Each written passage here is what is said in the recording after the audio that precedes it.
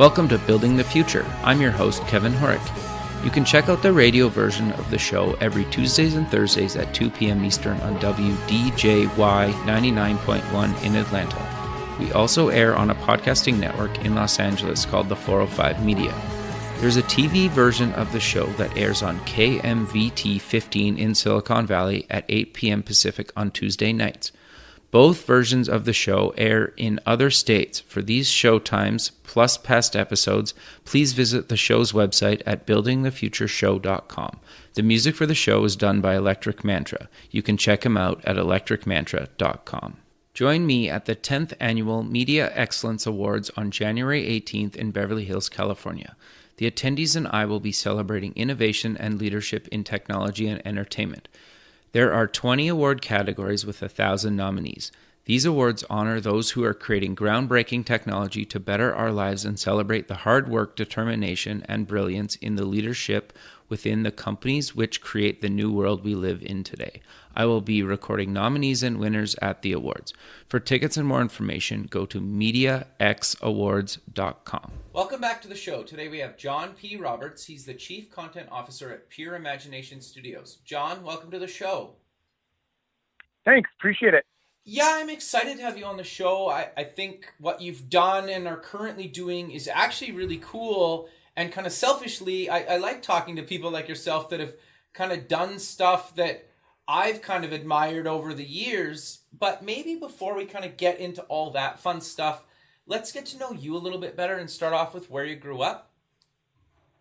Sure. I grew up in Rochester, New York. Okay. Right near in between Buffalo and Syracuse, just across the lake from Toronto. And I was, as a kid, just always kind of lucky. I was there for a lot of firsts. I remember like being on a street and getting the first Atari and playing Pong and always looking at that type of stuff. So, and always obsessed with television and entertainment, and but never in a million years thought that I would ever be able to work in that industry, especially when Rochester was known more for Kodak and Xerox. So you're either going to be an engineer or some type of business guy, but entertainment was never even a thought until I went to college. Okay, so what did you take in college, and why did you decide to take it? So I literally was going to be a business major, because like I said, I didn't know of anything else. So I was accepted to a State University of New York at Fredonia, and was taking all my business classes, my economics, accounting, and accounting was like my albatross around my neck. And I remember finally taking accounting 2 and just, walking across campus, like just depressed, like this was going to be my life. And I literally, at that moment, I literally saw a guy that had a film camera and he was doing something. And I just remember like a moth to a flame. I walked over to him like, "Excuse me, what are you doing?"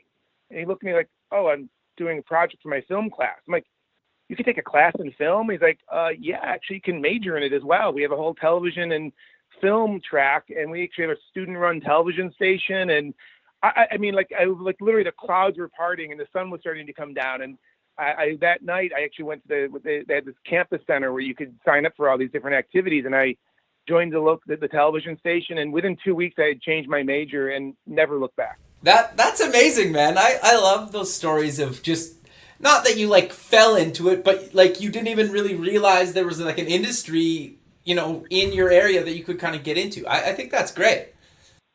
Yeah, it was crazy. And literally after that, I literally went from like thinking like college was just something you had to do as part of the step to like, and what was crazy was because it was like my second semester sophomore year, there was like, I'm going to probably have to do the 5-year program, but I was loving it so much. I was taking 21 credit hours a semester and graduated in time with a 4.0 because I was that passionate about it. And literally graduated, and a month later, I drove across the country to Los Angeles and never looked back.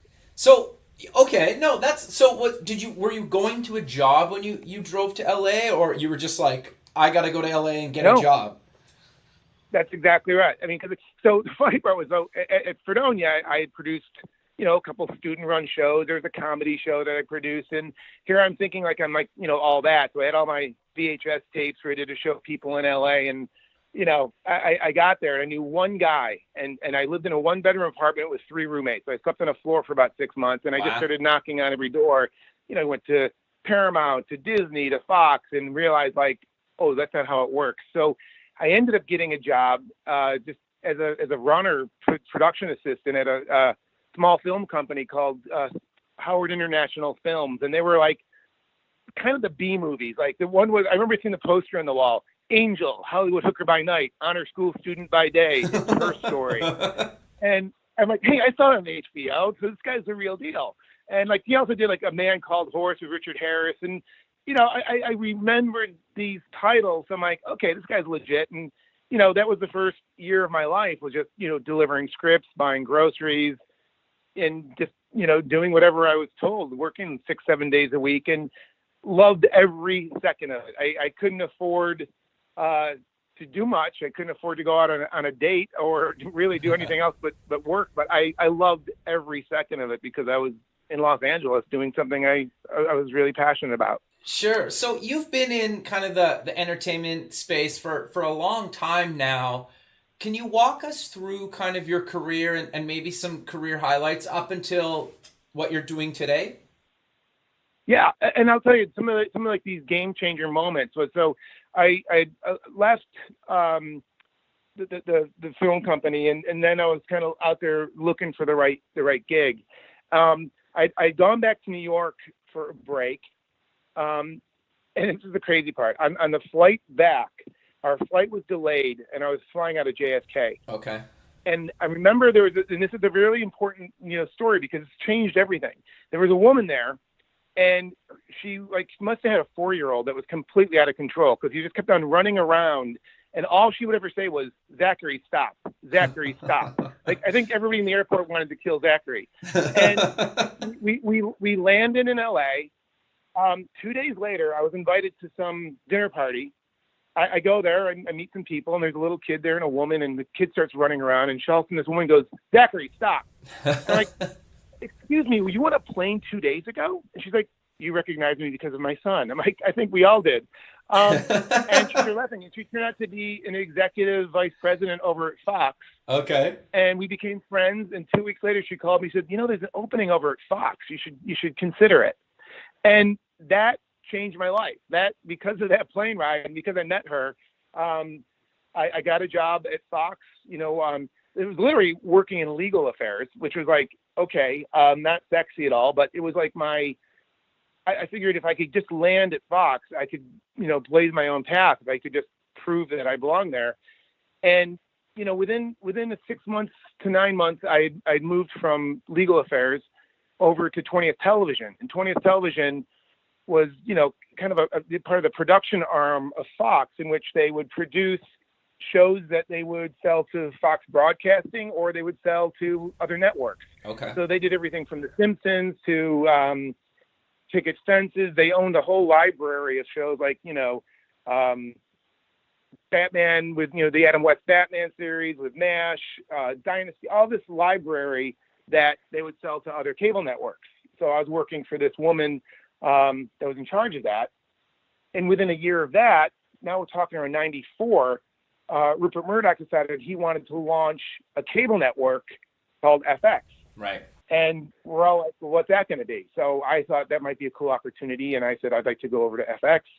And I was, you know, I signed on as one of the marketing guys, and we started branding the channel, what it was going to look like. And when FX launched, it was a great little channel. It was a little on the cheesy side because, you know, people like, you know, the amazing Tom Bergeron was the host of a morning show called Breakfast Time, and his co-host was this great woman named Lori, but there's also Bob the Puppet.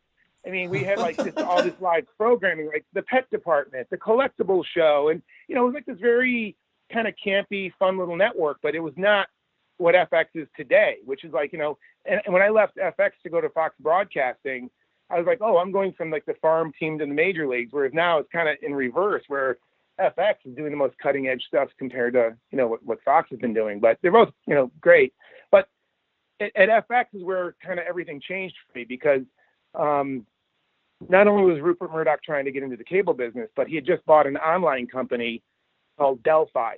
Oh, sure. And do you remember Delphi? Yeah. Delphi was not this. It was like the non-sexy version of Prodigy and AOL. It was a text-based service. Yep. And you had your plug-in, your 2400 modem, and if you wanted to play poker, you're like getting it all 8H QD, which is 8 of hearts, Queen of diamonds. And a buddy of mine was like putting all the bets on that. He's like, dude, this is the future. He's like, you really should get to know what Delphi is doing. So at one of the cable shows, I volunteered to man the booth and show people how Delphi and FX were going to work together. Okay. So I've been doing the demos all day long, started to shut down the computer, and I look down the hallway, and literally Rupert Murdoch is walking down the hall to check out the FX booth.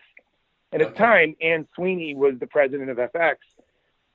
So I got everything set up just in case, and I'm just kind of standing there, and all of a sudden, Mr. Murdoch walks up to me and goes, "Say, what do we have here?" in his nice Australian accent. And I literally just went into just demo mode, and I was very excited, and I kind of kept it together.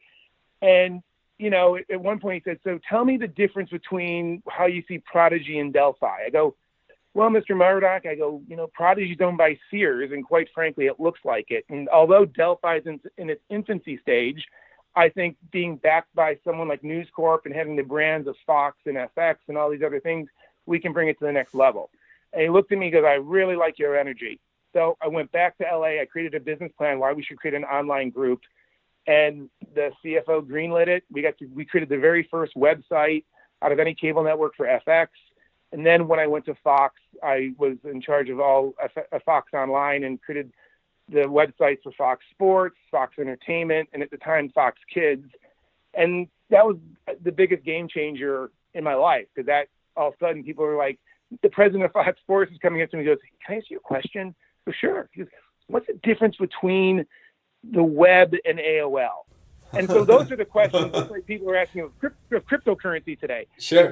The online was, I had the executive vice president of sales come up to me and goes, "Nice fake job you created." Like, "What do you mean?" "Well, what are you going to do when the internet disappears like the CB radio?" I said, "I hope you're wrong." And that was, back in 94, 95. That's very cool, man. No, I love that stuff, right? I still think it's hilarious that people thought the internet wasn't going to be a thing, but at the same time, like, I could see where some people would be skeptical, but it's just funny now because it's basically like everybody, well, not everybody, but so much of the world's population is connected to the internet constantly just through their phone, right? Never mind all the other devices that we connect to. So much so. I mean, the minute when your mom says, "Oh, you know what? I missed this show, but it's okay. I can watch it on my iPad." I'm like, "Really, Mom? That's actually really impressive." Yeah. So, it's definitely mainstream, and you start to look at the world today, and a lot of people, and even at that first iteration, like I remember when things started going down, when they called it the dot bomb, but a lot of valuations were kind of plummeting. People were all betting on just the fact that a website had 1 billion, users. No one had figured out how to monetize it yet. And so all these stocks plummeted, and a lot of people thought the internet was, maybe this was its demise. But out of that emerged, Amazon and eBay and all these things where they started to figure out, how do we utilize this technology and this medium, and kind of paved the way for Netflix, Hulu, Amazon Prime, and all these things, which is where it's an interesting time in entertainment, where we used to call the big three ABC, CBS, NBC, and I think the big three now are Netflix, Hulu, and Amazon, because that's where the most coolest alternative programming is being done, and it's a really amazing time to be a content producer. Sure. So you moved on from Fox. Walk me through kind of the rest of your history, because it's actually really cool. You've done you did some incredible stuff at those networks, but you've done some cool stuff between kind of then and what you're doing now. Yeah. So from Fox, all of a sudden now, everyone's saying, okay, so this is a real deal. So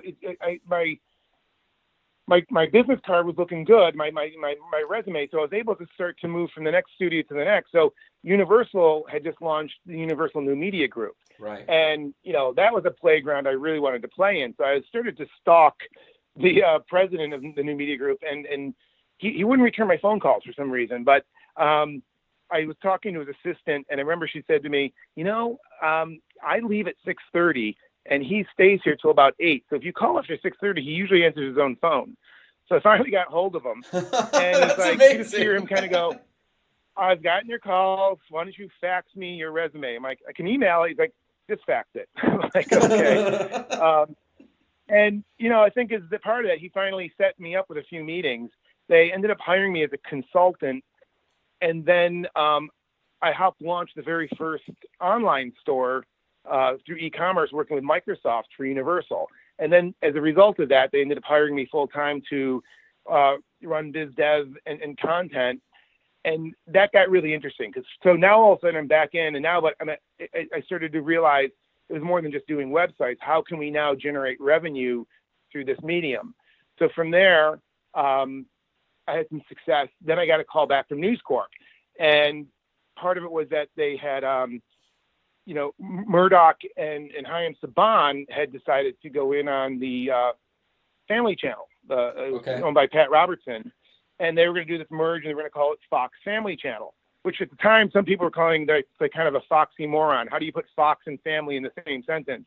But they did a really great job. And so at that point, another game changer, I would say, is when they hired our president, which his name was Rich Cronin, who came from Viacom, who helped create Nick at Night. And so my task there was to, build, entertainment for online through, the Fox Family website and revamp Fox Kids. And at that point, we started doing some really cool things where like candy companies were coming saying, "Hey, we want to do an ad buy." And I said, well, I think we could do more than just put a banner on a website. And we started creating like what I was calling advergaming. And we started doing like games that we would build the engine. And then as a result of that, we could reskin it. So we started creating revenue through that kind of advertainment. And that was really a big moment for me, because that started changing things. I started looking at the medium for more than just a website, which then led us to saying, how can we then take what we do and impact television? So we started looking at creating an interactive television task force. So, we did a lot of really cool stuff while I was there, became very good friends with Rich Cronin. And I left there after a few years because I got a call from Paul Allen. Okay, sure. Company, Vulcan. And that's a call you don't turn down. Sure. And Paul was trying to do something that, again, I'd been experiencing, which was he wanted to launch a bunch of digital cable networks that were based on really niche areas that he was passionate about. So, for example, he wanted to launch a musician channel, not a music channel, but a channel for musicians. Sure. He wanted to launch a guide channel. He wanted to launch a health and wellness channel, because he realized that the digital spectrum, in his ownership in RCN and Charter, he would be able to get distribution. And he thought it was a really great thought. But unfortunately, at the time, the people around him weren't big fans of that idea. He had lost, during the dot bomb, he went from $50 billion to about $25 billion. Now, you still have $25 billion. Sure. But it just set everybody in a little bit of a panic, like, maybe we should just kind of pull back a little here. So it was kind of like, we were doing lots of business plans, but nothing was ever the trigger was never being pulled. And after a while, you can only do so much and not realize that we're probably not going to get anything launched here. And that's when Rich Cronin called me again and said, listen, Liberty Media just bought half of Game Show Network from Sony. I think it's a great opportunity to finally realize what we can do in the world of interactive television. Because if you can't make a game show interactive, what are you going to do? Yeah, fair, right? Yeah, interesting. And he said, so what are your thoughts on that? I said, well, first of all, I'm obsessed with game shows. I've loved them since I was a kid. I will absolutely come over and join you there. And the next 7 years of that was probably some of the highlights of my career, because that was when the Television Academy decided to make interactive television, a category in the Emmys. And Sure. So we were nominated for an Emmy 4 years in a row. Wow. I'm kind of the Susan Lucci of the Emmys, because I never won, but being nominated is just as nice, they say. But we did everything from websites, online games, interactive television, where people, again, at home are sitting there playing along with their television. This is before we had the smartphone or the iPads. And so you're really counting on a lot of people having their desktop or laptop in the same room, but it was working. And at that point, we even started making commercials interactive. So we'd be like, you're playing along live with other players, but during the commercials, don't walk away because we're going to ask you questions about the commercial for extra points. Okay. So not only were we giving prizes, we were putting the leaders on television. Advertisers started really taking notice of this. It was a really great time to be doing things like that. And it was really one of those moments where I'm like, we're kind of onto something here.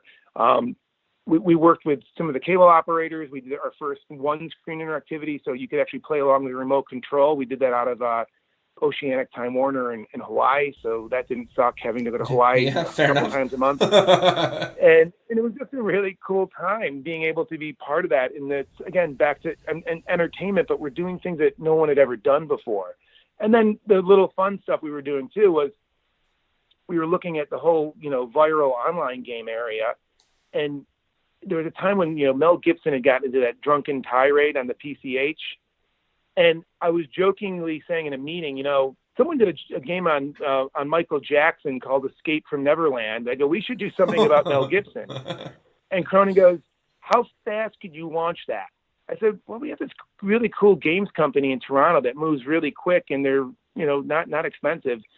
We launched the game. It had like 1 million views. I ended up we were interviewed on the news several times, and we realized we have something here because our traffic increased like 1,000% as a result of these games. So we did the Mel Gibson game. We did, a game on OJ. We did one where Paris Hilton going to jail called The Prison Life with Paris Hilton, which got us 5 million plays. These. Yeah, that's awesome. Yeah, and it was like, oh my God, I think we're like every week there's a headline. We did Rosie versus Trump when they were in their fight before he was ever even thought to be president.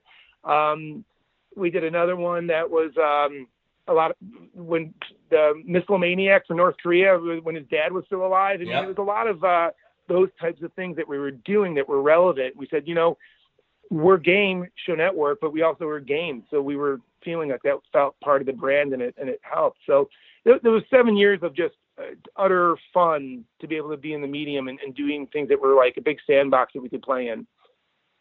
Sure. And then around then, that's when Rich left and they decided to make changes. And after 7 years, it was probably time. And then I got a really amazing call from a recruiter that was just like a dream job, which was to go work for George Lucas at Lucasfilm. And that to me, I remember talking to my wife that it was going to be, in San Francisco. And we said, well, before we move, we should probably, test the waters, and I'll commute to San Francisco. And, that job was one of those things where it's like, do you ever go to a party when there's like 5 minutes left and you go to get a beer and just foam comes out?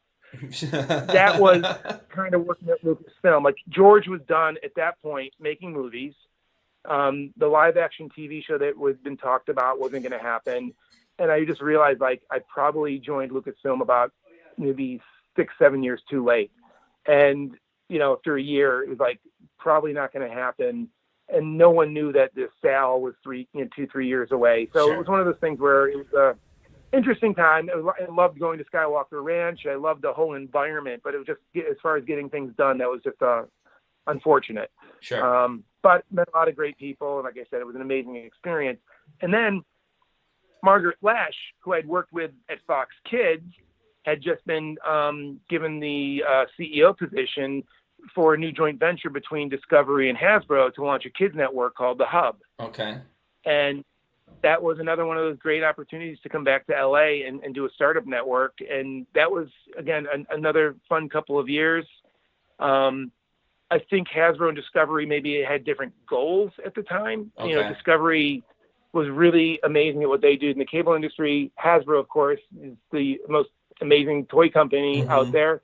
But I think there was a couple of ideas of how that should be done. So they ended up folding that after a couple of years, and it became Discovery Family again. But then that allowed me to then move on to the next chapter, which was starting to get into the production world. Okay. So I worked at Endemol, and then I moved to Bunim/Murray, and up until then, I'd really always been on the network side, not necessarily the production side. So after being there and seeing what was going on in the world of, short form, it may really opened the eyes to all this alternative distribution out there, which was like everything from, Verizon Go 90 and YouTube and full screen and all these new things that were coming out, it really opened my eyes as to, it kind of went full circle. Like I'd come out here to produce television shows and movies, and now all of a sudden there was this opportunity to be able to do that through these new alternative platforms. And now it's gone full circle. I'm now at a company called Pure Imagination Studios as the chief content officer. And we do everything from, production services. We produce a lot of content for Lego. Okay. We just wrapped up Guardians of the Galaxy Lego. We're doing Black Panther. We did the Lego 4D adventure at Legoland. We do location-based entertainment. We just are wrapping up the Aliens VR experience, which is just nothing less than amazing. But my main mandate now is to create original content for both television, film, and digital. And so it's a really amazing time. I'm really excited to be.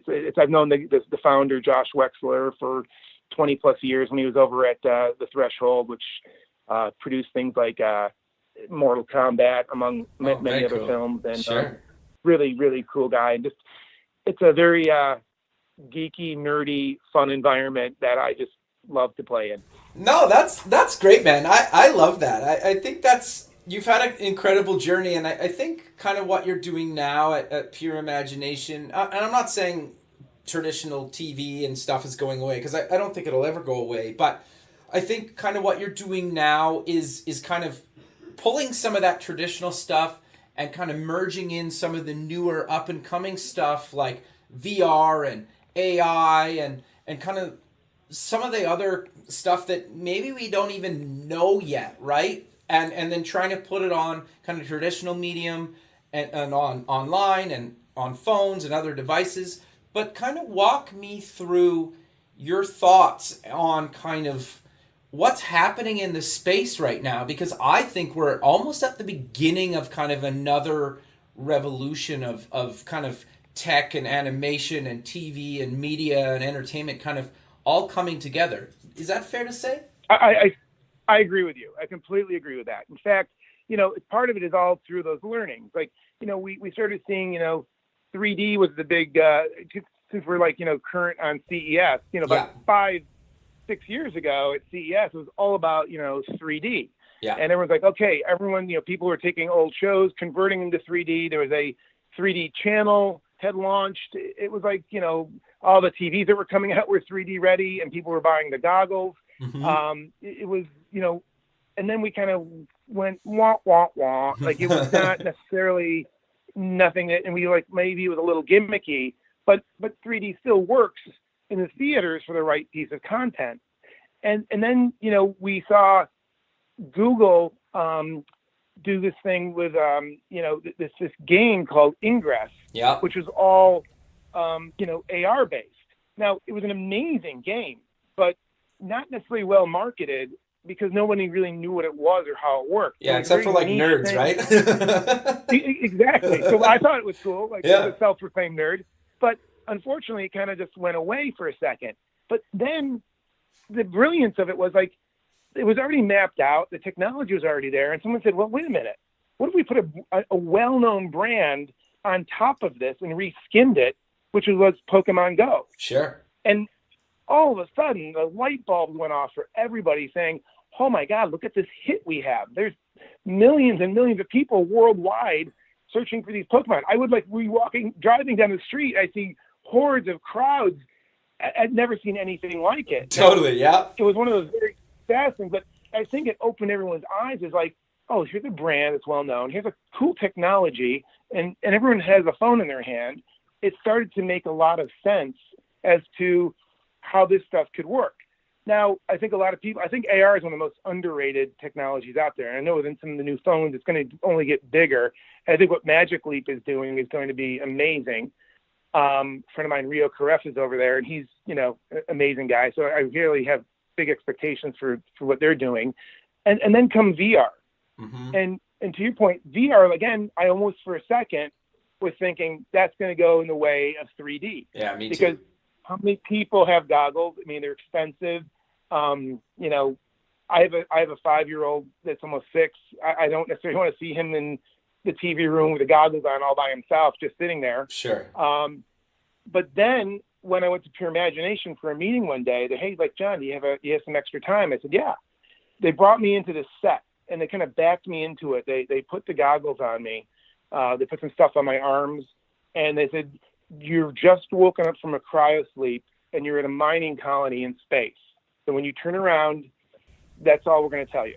Okay, interesting. So I turn around and I'm like, oh my God. I literally felt like I had been transported somewhere else. Sure. Now, I can get a little motion sickness with VR. It's happened. Sure, but me too. Now I look down, which all can help.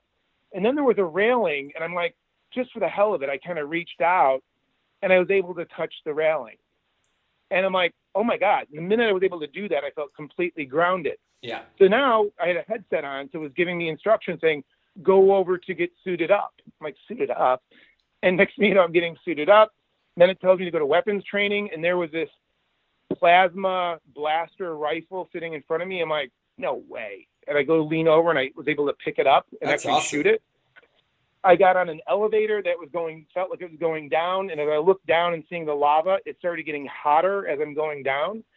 And so then I realized it's location-based entertainment. So VR being a location-based experience. And what I found out later on, like as I took the mask off, is they had built this entire set that worked within this environment. And now I think with VR, you're like with what's going on with us, what's going on with people like The Void or 2-Bit Circus. I mean, there's VR parks in China and Japan. Yep. I really think that this is kind of going in the ways of what the Dave and Buster on steroids. And that's something that Pure Imagination is doing.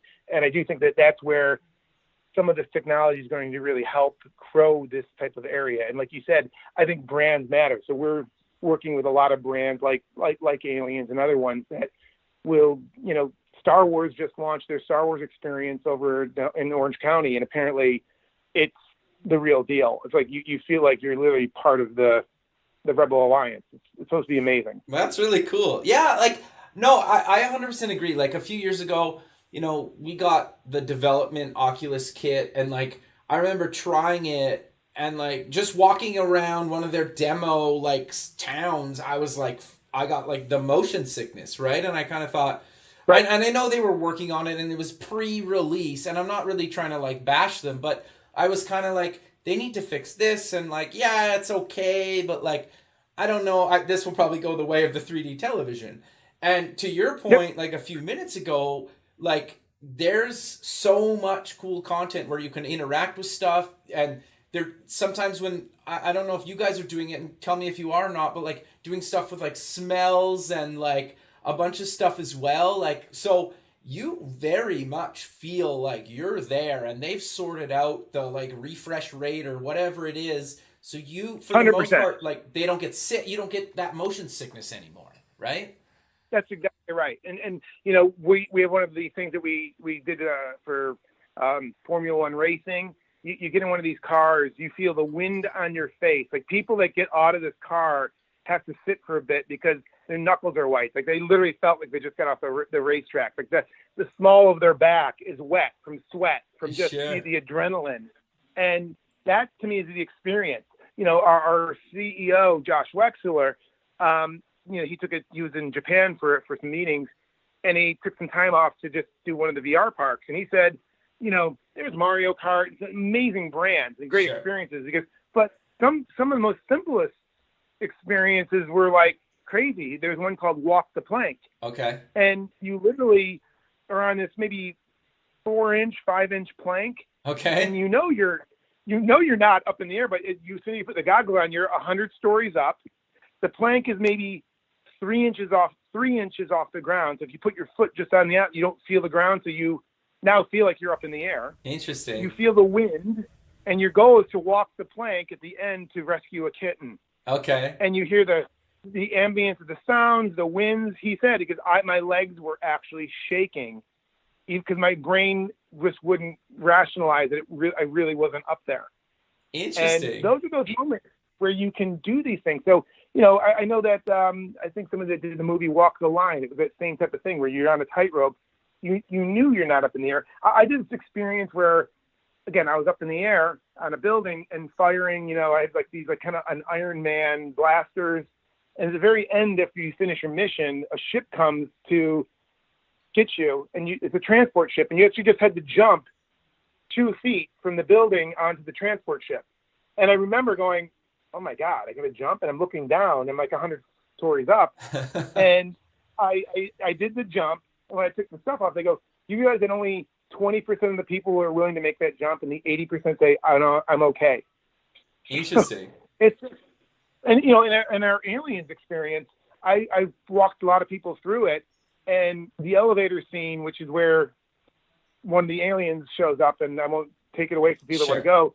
Like, I had some people just scream and take the mask off and go, I'm done. I get it. So, it's those moments that you can, a friend of mine used to talk about GoPro and said that, they used GoPro to say that it was an experience transfer. And I think that that's where location-based VR can transfer you through an experience that you could not get elsewhere. Sure. And that's what makes that thing so compelling, because it's still entertainment and there's still storytelling to it. And that's what makes that, to me, as long as you make it a compelling experience, that's why that will continue to succeed. No, I 100% agree, man. It's actually really interesting. And I think we're kind of at the beginning of it, right? Like, it's only going to get better, and it's really good now. Exactly. And now when you take the cumbersome goggles, like, I'm not trying to toot our own horn, but, one of the things that we do is everything's wireless. We don't have any backpacks. You're not tethered. You're completely free. And that's made a lot of difference for people, because when you have the backpack on, you still in the back of your mind, that you're part of this VR. So when you have less on you, it becomes a little bit more realistic. So imagine when those goggles become less cumbersome, and that it's actually, fingers crossed, you almost realize it's like the Star Trek holodeck, where eventually will you even need goggles. So it's just interesting time to see where that could potentially all go. But that's far in the future. So you got to realize what we have now. And, it goes back to like something you said earlier about just the fact that through technology and even alternative distribution, I mean, we talk about, some of these mergers and acquisitions that are happening. Like, what does that do for storytellers? I was on a panel once where we were talking to, you and I talked about this in a previous meeting, where somebody was talking about, content is king. Content is king. And I remember saying, yeah, you know what? I agree with that, but don't forget about the queen. And the queen is distribution. Sure. And don't forget about, if you have a king and a queen, that means you have a kingdom, and the subjects are your audience. So it's those three things that no matter what it is, whether it's AR, VR, a TV show, a movie, you got to make sure that the content that you're creating, you need to know where it's going to be distributed or shown and who that audience is. So you're creating a VR experience, you got to know who you're doing it for and where that's going to live. So if it's location-based, is it the right place where you're putting it? Some of the people that are building, VR for the home, just remember, you got to think about, well, what's that experience going to be like by yourself? What we're doing is kind of multiplayer. So people that are playing the Aliens game, you and I could go in together and help each other as we're shooting up the aliens or trying to survive. It's that type of experiential type thing that we're trying to accomplish. Yeah, you bring up a really interesting point. As much as I'm sure a lot of people would love maybe a dedicated VR or gaming space or whatever, for some people, that's just not realistic, right? But when you're creating that content, you need to think about how much room does this really take up in somebody's house, right? Where if you're building these things out in the public that people can go to, then you have a lot more freedom to do probably a lot cooler stuff, at least at this point.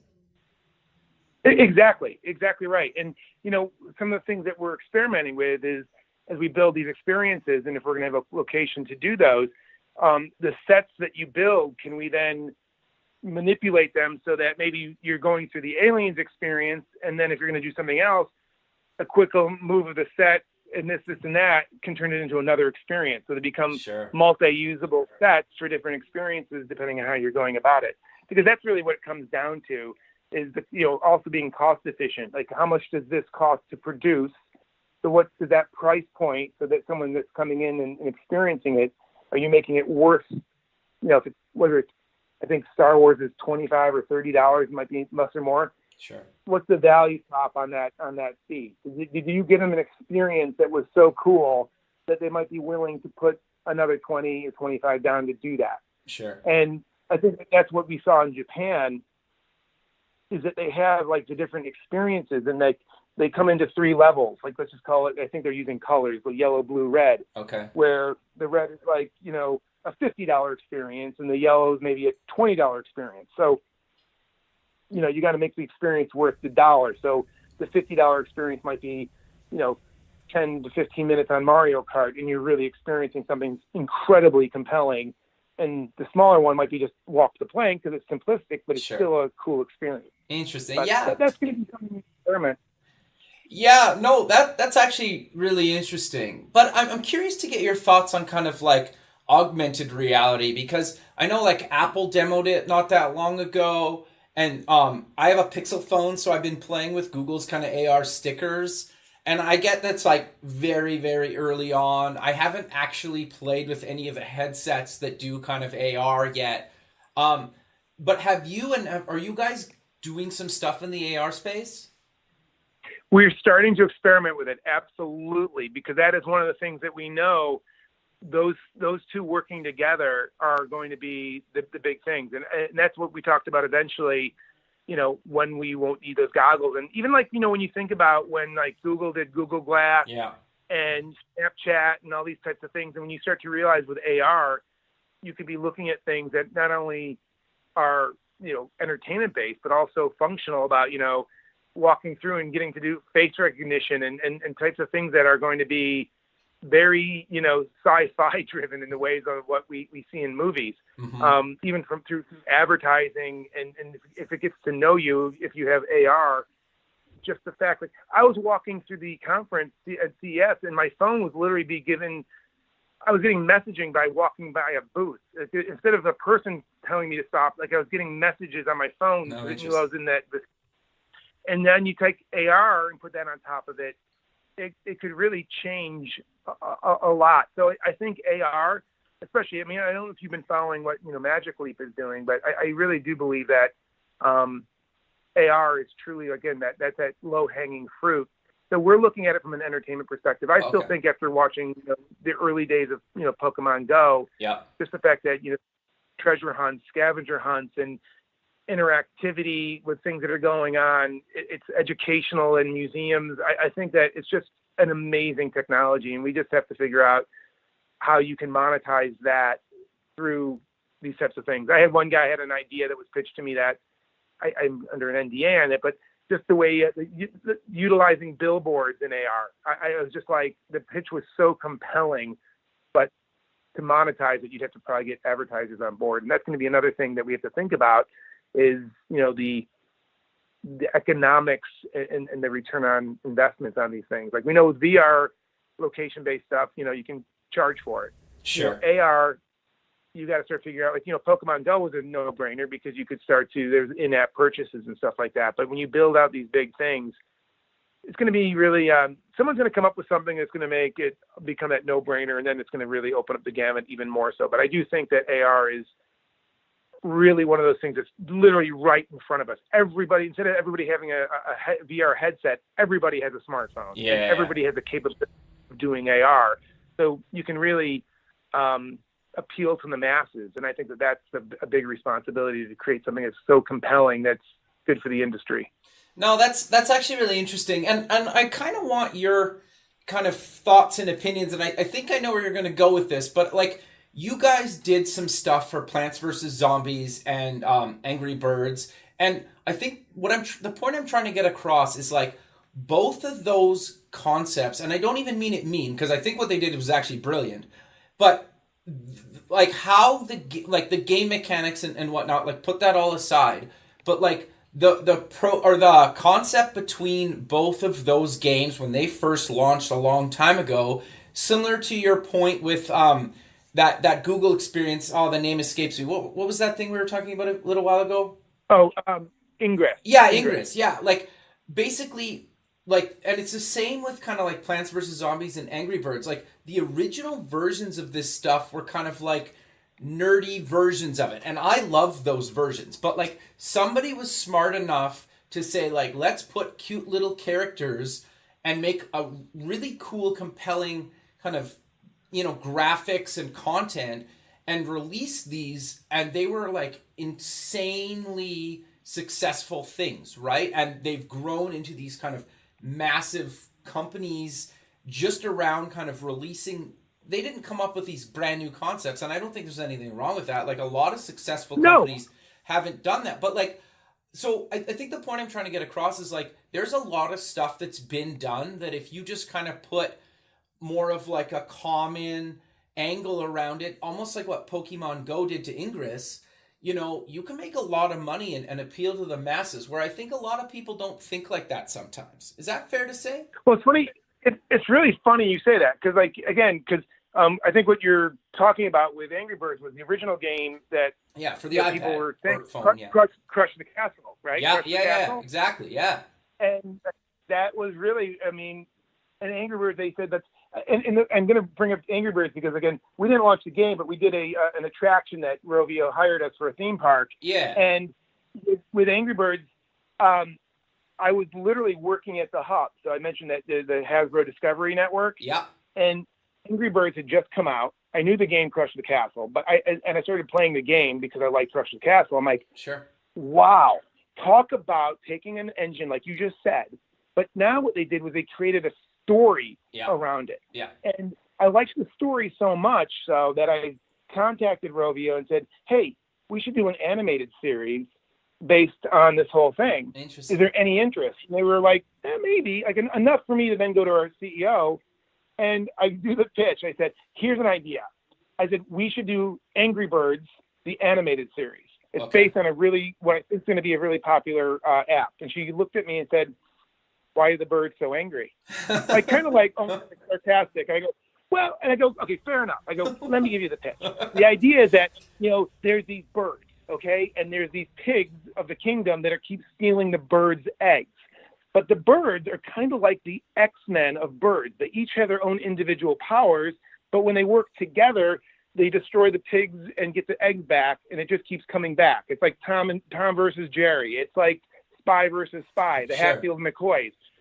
And she looked at me and said, John, you are such a geek. And I said, you know what? I might be a geek, but you pay me money to be that geek, so we really should think about it.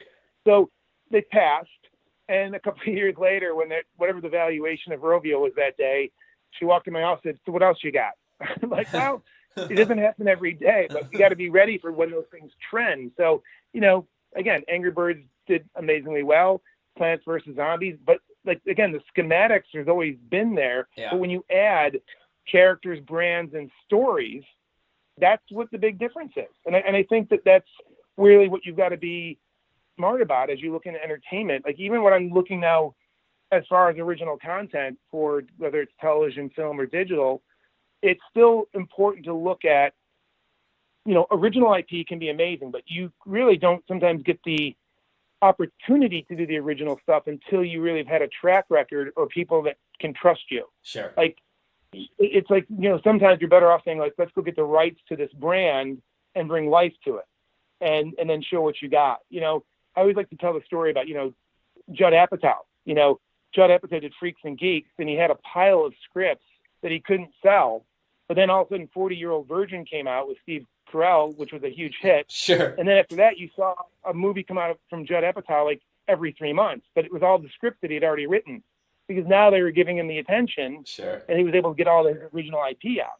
Yeah, that's interesting. I just look at that from that perspective, saying, looking for original content is great, something that you've never seen before, but it also I always like to be aware of, like, well, what brands are out there that haven't been exploited in other mediums that could still be a fantastic story that hasn't been told yet on this canvas.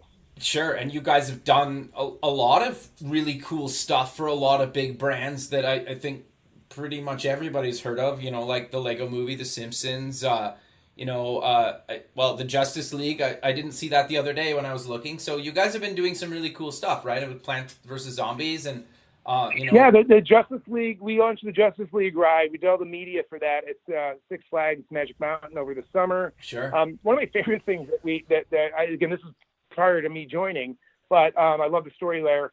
I don't know if you remember the Cars 3 trailer. Yeah. Out. It was a really dark trailer. It was like, it shows a racetrack. It shows the crash. you see, Lightning McQueen parts all over the track, and it says, "Life would never be the same." And you're like, "Oh my God, did Lightning McQueen die?" And it's like really dark.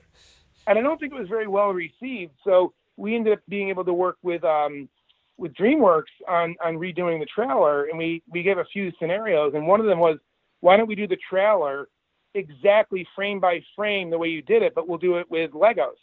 Very cool. And so it was Lightning McQueen. You tell the same trailer, and in the end, it shows Lightning McQueen hanging behind a green screen saying, "All right, cut, let's break for lunch." And he goes, "Hey, a little help? Someone let me down?" And that appeared in the theater. So it was those types of things that it was a story retold, even though through a movie trailer. So it's a lot of fun stuff that we get to do. It's never boring. No, that's great, man. And sadly, we're coming to the very end of the show, but I really want to talk about kind of your involvement with the Media Excellence Awards. So how did you kind of get involved, and why do you think it's important? So I was this is back to the Hub days. I was meeting with somebody, and they were looking for a couple presenters, several presenters for the Media Excellence Awards, and someone said, "Hey, would you like to present an award?" And I said, "Sure, why not?" And I came to the show. I'd never met Sarah Miller before, who's the founder and CEO. Right. And I presented. I watched the show, and it was amazing. It was very compelling. There's a lot of amazing people there. But I think I said to Sarah, I thought the show went a little long. I said, we should get together and talk. And when we got together, I said, you seem like you put so much work into this. How do you get it all done with one person? She's like, well, it's what I do. I said, you should have a board that how an advisory board. People can help you. You should. She's like, you want to be on it? I said, okay. And next thing is she put together this amazing team that we've all gotten to know each other, and she literally got us all motivated to be part of it. And what I like about it, and Sarah's never. She's like the pit bull of this industry. She just goes for it and never stops and keeps it relevant because, mobile has evolved. Sure. It's all, from what she's told me, it stems from what she used to do called Mobile Mondays. It was just a get together and people would talk. And then she said, you know what, there's a lot of compelling content out there. We should showcase it and let people see it. And then one of our recent board meetings where we were talking, and she said, it's not all about mobile anymore, because you could argue that everything's mobile. Yeah. It's really about media. It's there's so much content that uses, whether it's an iPad or a phone or a computer or whatever, you could argue that everything's now mobile. It's just another platform, and we should really focus on media because it opens up the gamut, and that's what happened. And I think that what's amazing about it is it does showcase people that are being incredibly innovative and out there trying to change things. It's just about everything you and I have talked about, whether it's, VR is part of it this year. In fact, one of our anchor sponsors is Star VR. And, you wouldn't have seen that. That wasn't even like on the horizon 3 or 4 years ago. Sure. We wouldn't even thought about that. So the fact that, technology and media continues to evolve, as has this award show, I think it's pretty amazing. And here we are at the 10th anniversary. So, kudos to Sarah Miller for keeping it alive and never giving up on it. And I think that, again, our team, I think you've talked to John Ruby and there's Daniel Tibbetts and Scott Holmes and the whole gang. Yeah, and I had Brooks on from Star VR or Sundry Studios. Yeah. Yeah, Brooks is one of my, he's one of the guys I worked with at Lucasfilm. Oh, very cool. So I helped convince him to get out to LA. So really one of the good guys too. So yeah, I think that's where it's going to continue to grow, and looking forward to the show. I'll be presenting once again. Well, John, that's great. But let's close the show with mentioning where people can get more information about yourself and Pure Imagination Studios. Sure, I'm on Twitter at JPR333. I need to tweet more, but I've been so insanely busy over the last 6 months. I'm going to get more into that. Sure. You can check us out. Our website's pistudios.com. Yeah. So you can see some of the work we've done, and we'll continue to be building out that brand. And that should do it. I'm looking forward to meeting you, or eventually face to face, and you should come over for the VR experience for Aliens. For those that can't come to the studio, we'll be launching that over in Orange County, across from Disneyland, probably in mid-February. Oh, very cool. Yeah, no, that's great, man. And yeah, I'm looking forward to meeting you on January 18th at the Media Awards. And if people want more information about that, they can go to MediaXAwards.com. But again, John, thanks again for taking the time out of your day to be on the show. And I look forward to keeping in touch with you and meeting you in person, and have a good rest of your day. Thanks so much. I really appreciate it. This was a lot of fun. All right. Thanks, man. We'll talk soon. Okay, bye. Thanks for listening. Please visit the show's website at buildingthefutureshow.com. Also check us out on Facebook at Building the Future Show, and follow us on Twitter at Building Show. The music for the show is done by Electric Mantra. You can check him out at electricmantra.com, and keep building the future.